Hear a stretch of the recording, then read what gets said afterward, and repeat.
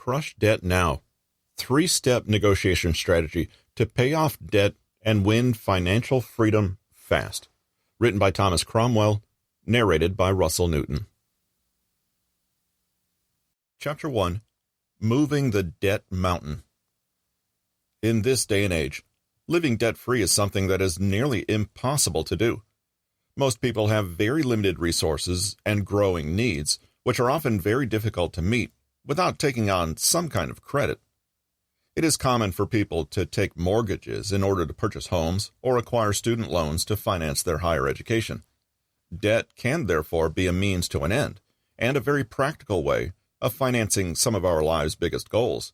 However, in recent years, the issue of debt has taken on very negative connotations, and most people tend to perceive debt as a bad thing, which isn't always a fair assessment.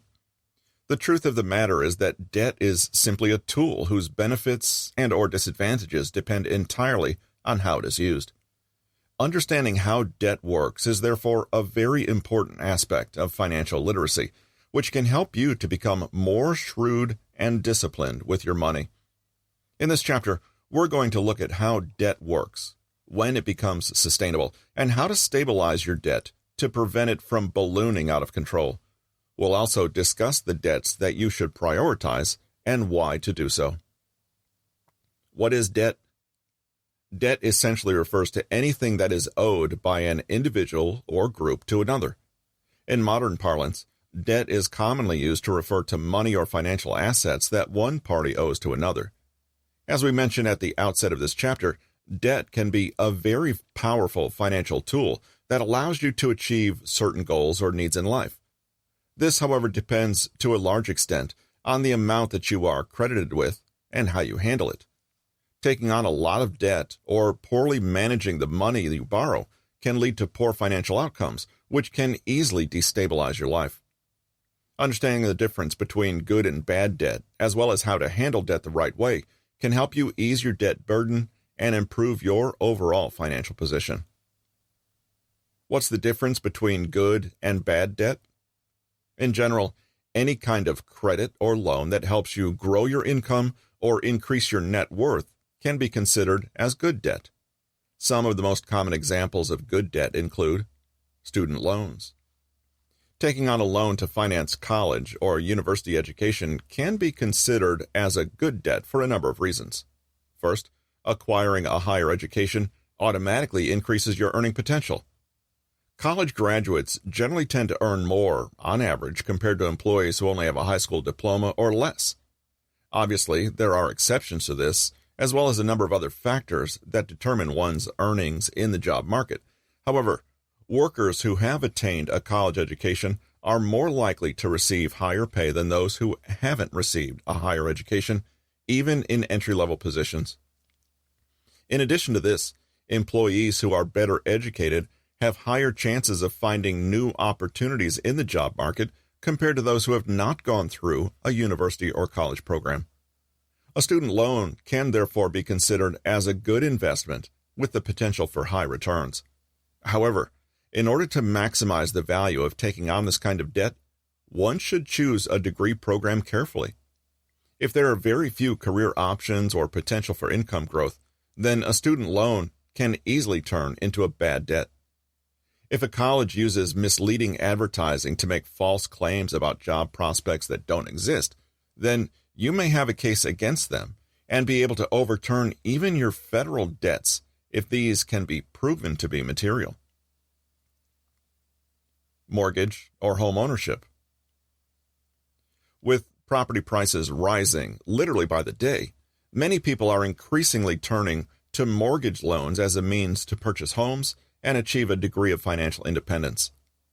A mortgage is arguably the best debt one can take on. This is because it allows you to become a homeowner and cut down significantly on your spending. You can finally say goodbye to monthly rent payments. This provides you with greater financial freedom since you can channel the surplus income towards paying off other debts and making investments, which will ultimately help you to grow your wealth. Residential and commercial properties also generally tend to appreciate in value over time, which means you can sell your property for a much higher price after a few years. Furthermore, mortgage loans tend to have a very low interest. You can pay them comfortably over a given period of time, as long as you're still earning some income. The downside of mortgages occurs when you're unable to pay back the loan, since your property may end up getting repossessed by your lender. Business loans. Unless you have ready seed capital or are able to source funding from friends and relatives, you ostensibly need to take a loan when setting up a new business. During the first few months of setting up a business, expenses and operating costs tend to be higher than profits. Therefore, in order to keep your business afloat, you need to have a capital reserve, which will allow you to pay your suppliers, cover your operating costs, and pay salaries to employees. Getting a bank loan can help you to keep your business running until you're profitable enough to meet your outstanding expenses and even scale up. A business loan is therefore a good debt since it allows you to become financially independent, your own boss, and has a high potential of growing your wealth. As you can see from all these examples, a good debt provides you with the opportunity to increase your earnings and grow your net worth. In contrast, bad debt is any kind of debt that you take on in order to purchase assets that don't generate any income, but instead depreciate in value over time. As a rule of thumb, any kind of debt that leaves you worse off in the long run should be avoided, since they can be catastrophic to your financial life and stability. Some of the most common examples of bad debts include car loans. While owning a car provides you with greater freedom and mobility, which can make your life and work easier, taking a loan to purchase a vehicle is usually not a very wise decision. This is because you end up paying a lot of interest while the value of the car depreciates almost as soon as it leaves the showroom and continues to plummet with usage. If you must own a car, it's always best to purchase a used one and pay cash. You may not exactly end up with a luxury car that gets everyone talking, but you will ultimately save on a lot of money and avoid the stress that you would otherwise have to deal with when servicing the high interest rates that are often charged on car loans. If you don't have cash but still need a vehicle, you can take a small, low-interest loan to buy an inexpensive but reliable car and try to pay back the loan as quickly as possible. You will still have spent a huge amount of money on a depreciating asset, but at least you won't have to pay high interest rates, which can put a serious dent into your finances. Credit cards. Credit cards are without a doubt the second worst debt that one can take on after payday loans. This is because they tend to have the highest interest rates of any kind of consumer loans. In addition to this, the payment schedules are usually set up to favor the creditor. Most people who default on credit card payments often end up accruing very high interests, which they're stuck paying for months or even years. Clothes and consumables. While there's nothing explicitly wrong with buying expensive clothes, phones, and other consumables, acquiring these products on credit is usually a bad idea in most cases. This is because these items do not grow your income in any way and typically lose value very quickly. Every cent that you spend paying bad debt on these items is money that you would otherwise put to better use elsewhere, which is why it's always advisable to purchase them in cash. Fortunately, there are a lot of options and alternatives which you can use to acquire these products without having to take on debts. Instead of taking credit to purchase expensive designer clothes, you're better off buying inexpensive but good quality clothes from a thrift shop. Types of debt. Secured versus unsecured debt. There are two main types of debt, namely secured and unsecured debt. Understanding the characteristics of these different types of debt is crucial because it enables you to know which debts to prioritize when it comes to payment. Secured debt essentially refers to any kind of debt that has an asset attached to it as collateral. The most common assets that are normally used as collateral are houses, for mortgage loans, and cars, for automobile loans.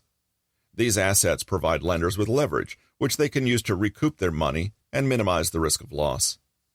If an individual fails to clear their outstanding debt, then the lender has a right to claim their property.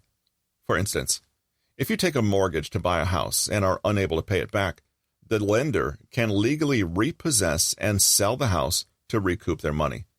If the sale value is not enough to cover the entire debt, then they may continue to pursue you until they recover the deficit.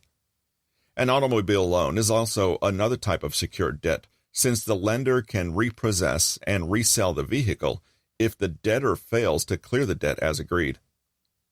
In general, a person who takes up a loan to purchase an asset never fully owns it until they have cleared the outstanding debt. Once the full payment has been made to the lender, the transfer of ownership on the asset is completed. Unlike secured debts, which are backed by collateral, recoupable assets, unsecured debts generally have no collateral rights attached to them and instead rely on the debtor's promise to pay back what they owe.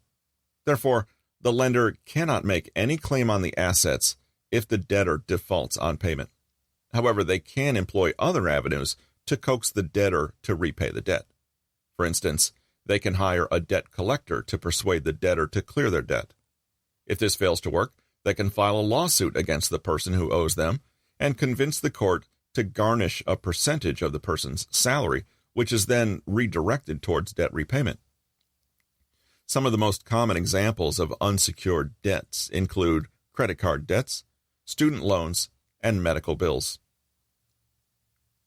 Is your debt unsustainable? As we've seen from the previous section, debt is not automatically a bad thing, provided it's used for income-generating ventures and is paid back as soon as possible to avoid an accumulation of interest. Gauging your debt level is therefore very important when it comes to figuring out which debts to prioritize. However, identifying a debt problem isn't always easy to do. There are several signs that can help you to determine whether you have a personal debt crisis. These include making minimum payments. While low payments provide you with flexibility and enable you to meet other financial obligations while still servicing your debt, making minimum payments is likely to keep you stuck in a cycle of revolving debt payments. Meanwhile, your interest continues to rack up, which means you end up paying more. Very large minimum monthly payments. If you're making very large minimum monthly payments to service your debt, you're going to have a very difficult time meeting your living costs and may even end up racking up more debt just to compensate for the deficit. In an ideal situation, your monthly debt payments should not exceed 20% of your income. Problems with debt collectors. When creditors and debt collectors start hounding you constantly or threatening to garnish your wages and repossess your assets, this is a telltale sign that your debt has become unsustainable. If you're still earning some income, you should start making payments towards your debt to lower it and stop your creditors from making such threats. Over-reliance on advance cash. If you regularly take cash advances to cover your living expenses, then you're likely stuck in a debt problem. Cash advances should ideally be used only in emergency situations and repaid promptly to avoid racking up interest. Being denied loans or credit. In case you're trying to secure a loan from a bank or other lender, but are constantly getting turned down, you need to take a step back and examine your debt situation. Chances are your credit rating is very poor due to non-payment or minimum payment, which makes lenders very wary about extending any more credit to you. On the off chance that you do get a lender who is willing to give you a loan, their terms are likely going to be very unfavorable. Not growing your savings.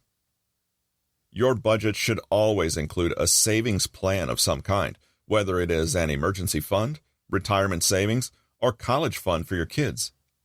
If you always end up with nothing to save after sorting out your expenses and paying bills, then you probably have a serious debt crisis.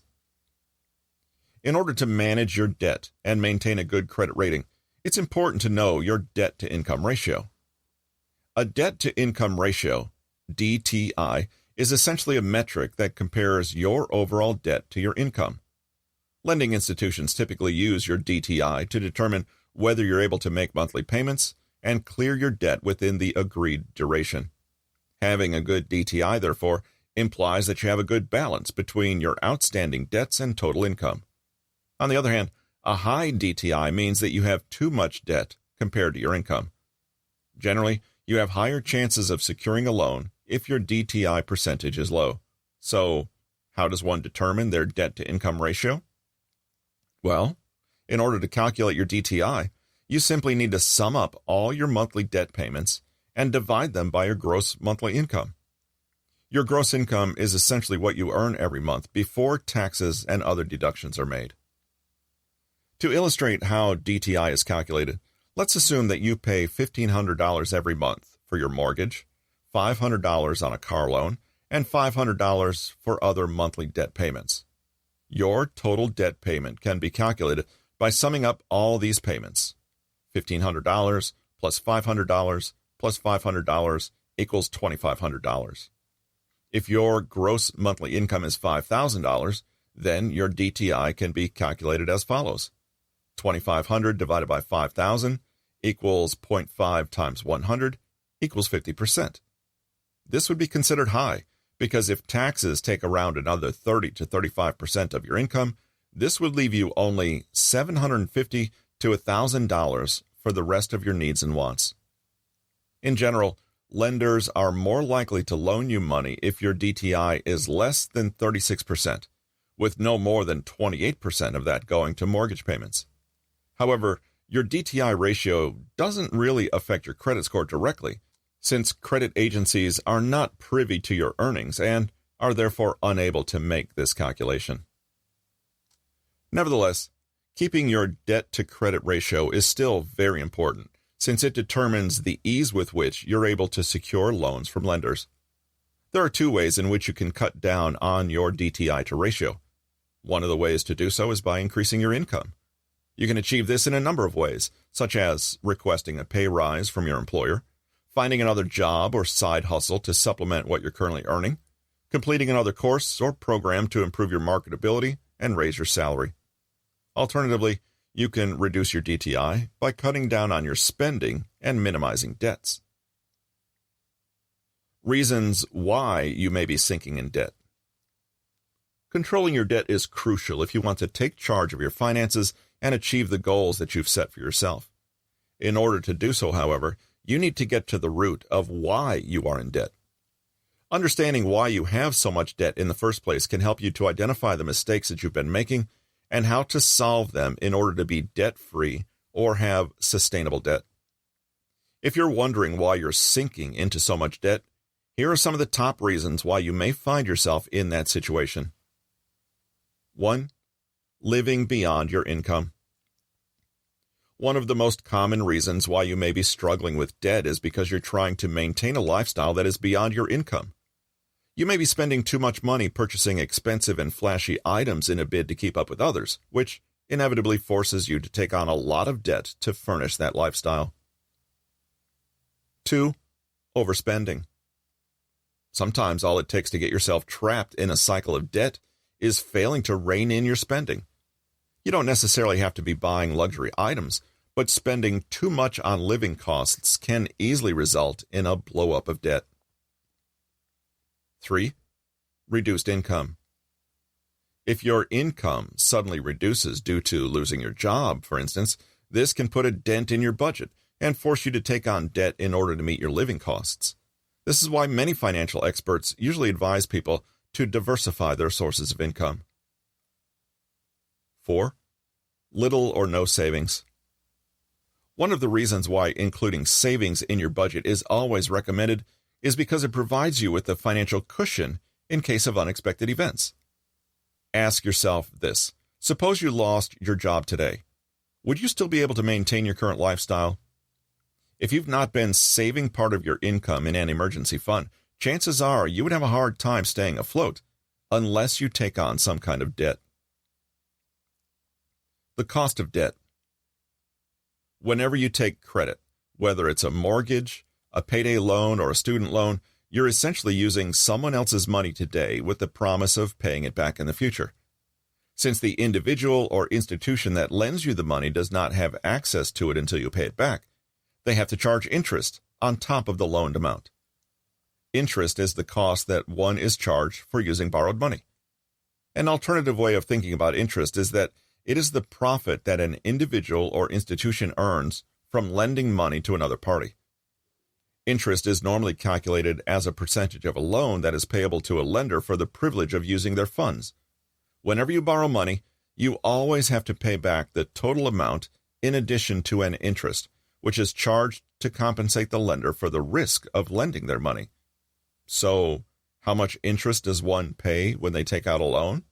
Well, this depends on a number of factors, such as the amount of the loan, interest rate, and duration of repayment. In general, longer-term loans and loans with high interest rates tend to result in higher costs for the borrower. Credit card loans, payday loans, and, to a lesser extent, car loans are typically charged much higher interest rates compared to mortgage loans. Taking any of these loans is therefore likely to be very costly in the long run. To illustrate how costly debt can be, consider the following table. Interest on all loans is assumed to have a monthly compounding when a debtor fails to pay interest on a given month. The only exception to this rule is payday loans, which are typically compounded fortnightly, every 2 weeks.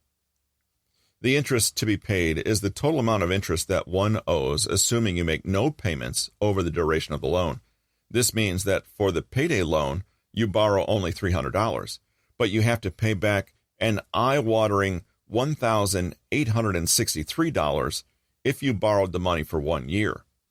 Normally, you're expected to pay it back within 14 days, which makes it seem reasonable when, in fact, it is usurious. The fees for non-payment of interest can be very high, especially for payday loans and credit card loans. In some cases, they can even be more than twice the amount of annualized percentage rate, APR. The annualized percentage rate is essentially simple interest expressed in a way that allows for comparing different compounding periods. Understanding your budget. The number one reason why most people usually find themselves sinking in debt is simply that they spend more than they earn. In other words, they don't live within the confines of their budget. If you're struggling with debt, therefore, understanding your budget and optimizing it to suit your income and expenses is absolutely important. Let us now look at some of the steps you need to take in order to budget appropriately and cut down on your debt a lot faster. Track your spending. In order to determine whether your expenditure exceeds your income, you need to start keeping track of your monthly spending. Make a list of every penny that you spend on everything from food, clothing, entertainment, and utilities. You can either go the traditional way of writing down your spending with a notebook and pen, or take advantage of the numerous budgeting apps that are available today. I provide a budgeting sheet as part of my free financial toolkit. Add up your total expenditure and income. Once you've determined your total monthly spending, the next thing you need to do is add that with your income. This will help you to easily tell if you're spending more than you're earning. Consequently, you'll be able to identify the changes that you need to make in order to make your budget more practical. Create a budget. If you've realized that your spending exceeds your income, you need to make cuts to your spending until it is less than your income. Ideally, you should make a budget first, and then look at the areas where you may need to cut down in order to reduce your spending. By creating a budget and sticking to it, you will eliminate the tendency to overspend and cut down on your borrowing habits, which are keeping you stuck in debt. The table below compares the difference in what will happen to your wealth if you either spend $100 more than you earn, the debtor, or spend $100 less than you earn, the investor. In the debtor column, you have a negative cash flow, earning minus expenditure, per month of $100. After 1 year, you will owe $1,388 of debt, finishing owing $10,560 after 5 years based on the 23% APR. On the other side, $100 positive cash flow based on a 9% return on investment in the stock market, which is conservative. The returns have been in excess of 11% over a 30-year period.